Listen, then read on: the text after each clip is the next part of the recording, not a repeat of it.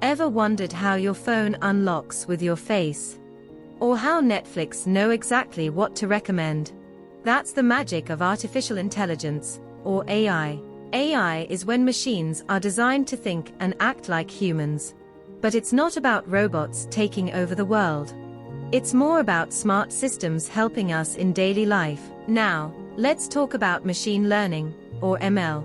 It's a branch of AI where computers learn from data. Imagine teaching a kid to recognize cats by showing them lots of cat pictures. The more they see, the better they get. That's exactly how ML works, except the kid is a computer. We are offering an AI and machine learning course. Come and join us to learn valuable new AI skills.